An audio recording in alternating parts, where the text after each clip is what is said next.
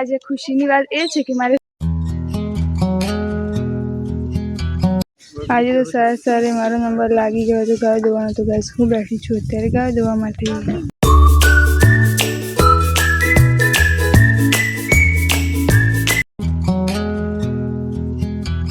Good morning, welcome to my new blog. તો guys આજે સવારે ગાયોની ચાર નાખી દીધી છે. અને ગાઈઝ આજે ખુશીની વાત એ છે કે મારે 100 સબસ્ક્રાઈબર પૂરા થઈ ગયા છે. થેન્ક યુ જેટલા લોકોએ મને સપોર્ટ કર્યો અને મારી આ જર્નીમાં ભાગીદાર બન્યા. Thank you so much. તો કૂતરાએ અને કાસકાથી માથું જો હવે જવાનું છે 4 વાળવા માટે. તો બધા સામાન લઈ લીધો છે, જઈએ 4 વાળવા માટે. જો ગાઈઝ અત્યારે ખેતરમાંથી 4 લાવી દીધી છે અને ગાયો પાવાની શરૂઆત કરી દીધી છે.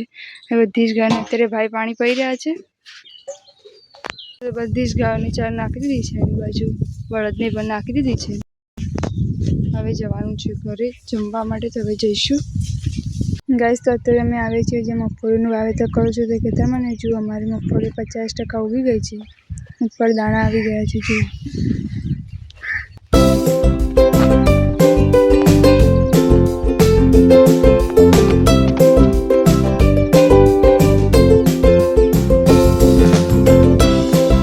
જો ખેતરમાં આવી ગયા છે ને જલ્દીથી કમેન્ટ કરી દો કે આ ગાયો ક્યારે વિવાશે.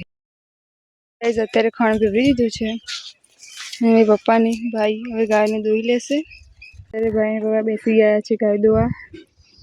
ગાઈસ આ ખેતરમાં ગવાર વાવેલો છે. આ ખેતર અમારું નથી, બીજાનું છે. પણ જસ્ટ બતાવું છું તમને કે ખેતર ચોમાસામાં પડી રહેવા દેવા કરતાં આમાં ગવાર છે કાં તો ઈકળ છે, જેથી ખેતરમાં ખાતર થાય અને બીજી સિઝનમાં ઉત્પાદન વધારે લઈ શકાય. તો કંઈક ના કંઈક ચોમાસામાં પણ આવી રીતે વાવવું જરૂરી છે. અમે નીચેલા ખેતરમાં ઈકળ વાવી છે. તો અત્યારે અમે જઈ રહ્યા છીએ ત્યાં જોવા માટે.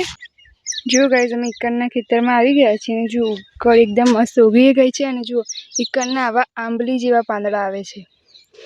એક બાજુના પખા પર આંબલી જેવા પાંદડા આવ્યા છે અને જો બીજી બાજુ બાકી છે. જો મસ્ત વરસાદ આવે એટલે ઉગી ગઈ છે.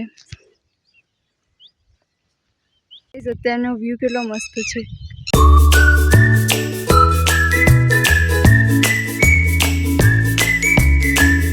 હવે તો વરસાદ આવે છે તો રીંગણનો થોડો એવો ભાવ ઘણો સુધર્યો છે. જો અહીંયાથી ફૂલ દેખાય છે દૂરથી. હવે અમારે સોમવારે રીંગણનું હાર્વેસ્ટિંગ કરવાનું છે ડાયરેક્ટ. અહીંયા જ પૂરો કરું છું. મળી આવા જ બીજા બ્લોગ સાથે. વિડીયો ગમે તો લાઈક કરી દેજો, ચેનલ પર નવા સબસ્ક્રાઈબ કરો. Thank you so much for watching. By.